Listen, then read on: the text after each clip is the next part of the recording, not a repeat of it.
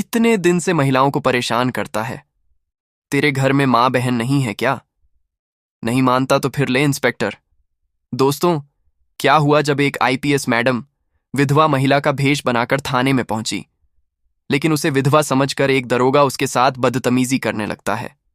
लेकिन दोस्तों, दरोगा को यह पता नहीं था कि जिसके साथ वह यह कर रहा है वह एक आईपीएस ऑफिसर है। लेकिन दोस्तों, उसके बाद आईपीएस मैडम उस दरोगा के साथ जो करती है उसे सुनकर आप भी हैरान रह जाओगे।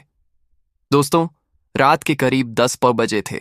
देवगढ़ के एक आलीशान सरकारी बंगले में आईपीएस अवनी सिंह अपनी ऑफिस फाइलों के बीच बैठी थी। कमरे में हल्की रोशनी थी, खामोशी घनी थी और टेबल पर पड़ी एक मोटी फाइल उनकी नजरें बार बार अपनी ओर खींच रही थीं। उस फाइल पर मोटे अक्षरों में लिखा था, गोपनीय महिला हिरासत केंद्र अनियमितता रिपोर्ट। अवनी ने धीमी सांस ली और फाइल खोली। पहला ही पन्ना उनकी रूह को झकझोर गया। दरोगा विजयपाल द्वारा महिला कैदियों के साथ यौन शोषण, शारीरिक हिंसा और मानसिक उत्पीड़न। नीचे एक अज्ञात स्रोत द्वारा भेजी गई 2 तस्वीरें और एक ऑडियो क्लिप की ट्रांसक्रिप्ट थी। अवनी का मन अंदर तक हिल गया। यह सिर्फ ड्यूटी नहीं थी, यह इंसानियत का मामला था। सरकारी चैनलों से जांच करवाने में वक्त लगेगा, अवनी ने खुद से कहा, पर इन औरतों की चीखें तब तक इंतजार नहीं कर सकती। कुछ ही घंटों में निर्णय ले लिया गया। अवनी ने एक योजना तैयार की। वह खुद जेल में जाएगी, लेकिन अपने असली रूप में नहीं। वह कामिनी बनेगी, एक 35 वर्षीय विधवा महिला जिस पर पति की हत्या का झूठा आरोप है। नकली एफआईआर, नकली कोर्ट रिमांड सब तैयार किया गया। बहुत कम अधिकारियों को इसकी जानकारी थी। 3 दिन बाद जेल के बड़े लोहे के गेट से एक पुलिस जीप अंदर दाखिल हुई। जीप से एक कमजोर सी दिखने वाली महिला उतरी। उसकी आंखों में डर था, चाल में डर था। लाचारी, फटे कपड़े, सिर पर पल्लू और कलाई से झूलती टूटी चूड़ियां। वह थी आईपीएस अवनी, जो अब कामिनी बन चुकी थी। जेल की पहली रात असहनीय थी। सीलन भरी कोठरी, सड़ी हुई दाल और गालियां देती महिला प्रहरी। अवनी ने हर क्षण को महसूस किया, क्योंकि यहीं से मिशन की शुरुआत होनी थी। दूसरे दिन एक औरत ने धीरे से पास आकर कहा, बहन नहीं आई हो? ज्यादा बोलना मत। दरोगा की नजर पड़ गई तो समझो खत्म हो गई। वह महिला थी समीना, जो पिछले 4 सालों से बिना सुनवाई जेल में थी। क्यों? अवनी ने मासूमियत से पूछा। समीना की आंखें छलक उठी। वह रात में औरतों को बुलाता है, जो नहीं जाती उसे पीटता है या खाने में कुछ मिला देता है। उस रात अवनी ने तय किया, अब हर दर्द को अपनी आंखों से देखेगी। उसने कोठरी की दरारों में एक छोटा कैमरा छुपा रखा था। उसकी वर्दी और असली पहचान जेल के बाहर ड्राइवर आलोक के पास सुरक्षित थी।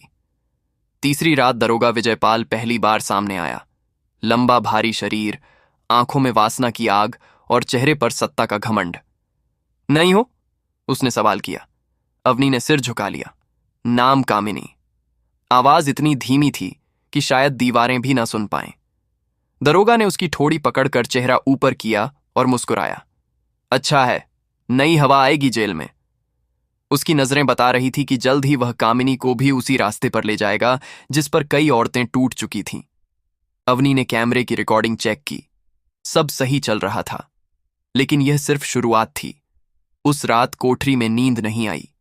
चारों ओर से आती सिसकियों की गूंज और दिल में उबाल मारती क्रांति एक नई ऊर्जा पैदा कर रही थी।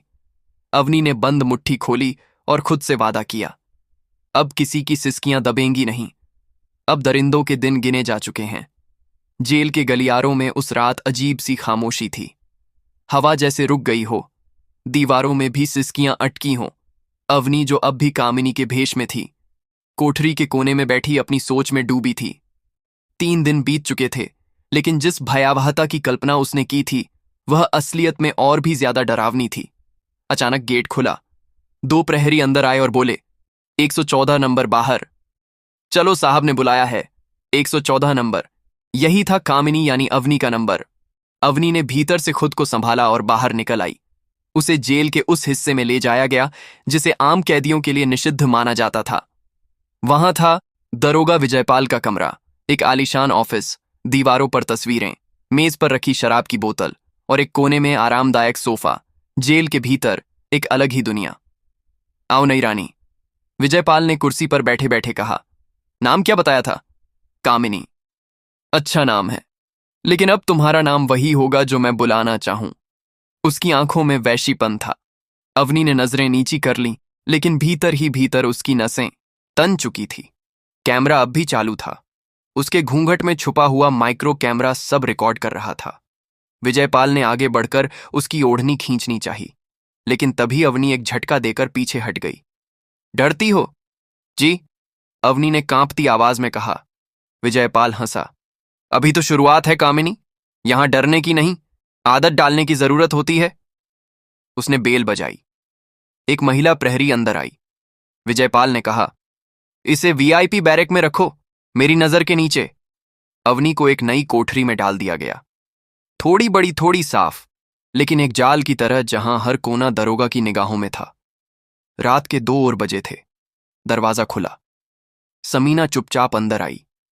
कामिनी बहन, रात में सावधान रहना, वह कभी भी आ सकता है। कई औरतें इसी कोठरी से टूटी हैं। अवनी की आंखें छलक उठीं, लेकिन आवाज में दृढ़ता थी। तुम्हारी आवाज अब सिर्फ दीवारों से नहीं टकराएगी समीना, मैं वादा करती हूं। अगली 2 रातें दरिंदगी और डर की सीमाओं को पार करने वाली थीं। दरोगा ने कामिनी को अपने करीब लाने की हर कोशिश की, कभी मीठे बोल, कभी जबरदस्ती, कभी धमकी, लेकिन अवनी हर बार झुककर, डर कर, रोकर भी अपने लक्ष्य को और पास ले आती। उधर जेल के बाहर ड्राइवर आलोक हर दिन एक वकील के भेष में जेल के पास मंडराता, हर फुटेज को सुरक्षित करता, मीडिया और उच्च अधिकारियों से संपर्क बढ़ाता। और फिर चौथी रात आई, वो रात जब दरोगा ने साफ साफ कह दिया, आज की रात तेरी परीक्षा की रात है, या तो मेरी होगी या फिर तेरा वजूद मिटा दूंगा। अवनी की कोठरी का दरवाजा खुला, लेकिन इस बार वह अकेली नहीं थी। उसके पास एक छोटी डिवाइस थी जो सिग्नल भेजकर आलोक को संकेत देती थी। जैसे ही दरोगा उसके पास पहुंचा और ज्यादती की कोशिश की, अवनी ने डिवाइस सक्रिय कर दी। जेल के बाहर खड़ी गाड़ी में आलोक अलर्ट हो गया। पुलिस कमिश्नर, महिला आयोग और 2 पत्रकारों को लेकर वह तुरंत रवाना हुआ। जेल की अंधेरी रात अब उजाले की आहट सुनने लगी थी। अवनी अब भी कामिनी के चेहरे में थी, लेकिन उसकी आंखों में क्रांति की आग साफ चमक रही थी। जेल की उस तीसरी रात का अंधकार कुछ अलग था। हवा भारी थी, दीवारों में सिसकियां नहीं, अब चुप्पी थी, एक साजिश की चुप्पी। कामिनी अब अवनी नहीं लग रही थी, वह अब भीतर ही भीतर एक चक्रवात बन चुकी थी। रात के 11 बजे थे। दरोगा विजयपाल शराब के नशे में डूबा हुआ अपने कमरे से निकलकर सीधा उस वीआईपी कोठरी की ओर बढ़ा जहां कामिनी थी। उसके हाथ में शराब की बोतल, आंखों में हवस और जेब में एक चाबी थी। रंजीत ने दरवाजा खोला। आज कोई बहाना मत बनाना कामिनी, आज तू मेरी होगी, चाहे जोर से चीखना पड़े या चुपचाप मानना पड़े। अवनी ने डरते हुए 2 कदम पीछे खिसकते हुए कहा। मैं आपकी सेवा को तैयार हूं साहब, बस थोड़ी दया दिखाइए। विजयपाल ने दरवाजा बंद किया। अंदर अब कोई तीसरा नहीं था। तभी अवनी ने धीरे से कमर के पीछे लगे बटन को दबाया।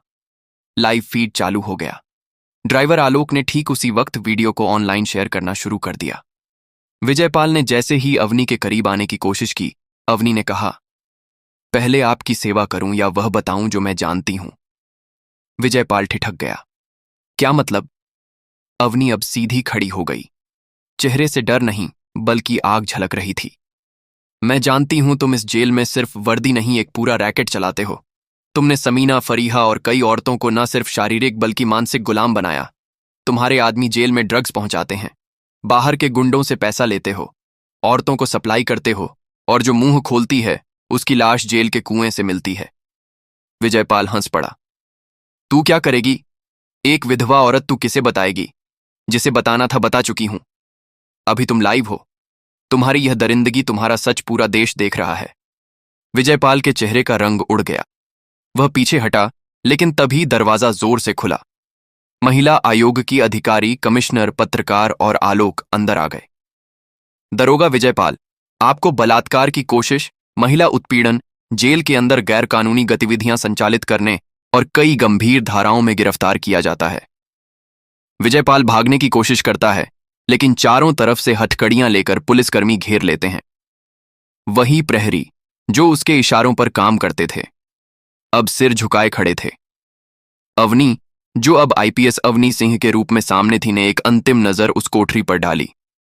यह सिर्फ एक दरोगा की गिरफ्तारी नहीं है, यह उस व्यवस्था की हार है जिसने वर्षों से औरतों की चीखों को दबाकर रखा। अब हर कोठरी में सच गूंजेगा, डर नहीं। जेल में अफरा तफरी मच चुकी थी। सीबीआई रिकॉर्ड्स, गुमशुदा महिलाओं की फाइलें सब बाहर आने लगे। रंजीत की गिरफ्तारी के साथ ही जेल के भीतर मौजूद एक संगठित